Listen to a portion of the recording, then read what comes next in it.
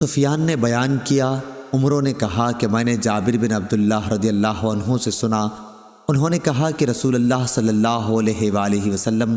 تشریف لائے تو عبداللہ بن ابی منافق کو اس کی قبر میں ڈالا جا چکا تھا، لیکن آپ صلی اللہ علیہ وسلم کے ارشاد پر اسے قبر سے نکال لیا گیا۔ پھر آپ صلی اللہ علیہ وسلم نے اسے اپنے گھٹنوں پر رکھ کر لعاب دہن اس کے منہ میں ڈالا اور اپنا کرتا اسے پہنایا۔ اب اللہ ہی بہتر جانتا ہے، غالباً مرنے کے بعد ایک منافق کے ساتھ اس احسان کی وجہ یہ تھی کہ انہوں نے حضرت عباس رضی اللہ عنہ کو ایک قمیص پہنائی تھی۔ غزوہ بدر میں جب حضرت عباس رضی اللہ عنہ مسلمانوں کے قیدی بن کر آئے تھے،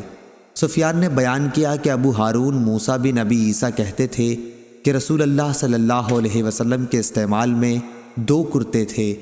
عبداللہ کے لڑکے جو مومن مخلص تھے رضی اللہ عنہ نے کہا کہ یا رسول اللہ صلی اللہ علیہ وسلم،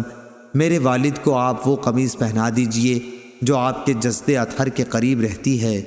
سفیان نے کہا، لوگ سمجھتے ہیں کہ حضرت صلی اللہ علیہ وسلم نے اپنا کرتا اس کے کرتے کے بدل پہنا دیا جو اس نے حضرت عباس رضی اللہ عنہ کو پہنایا تھا۔ صحیح بخاری حدیث نمبر 1350۔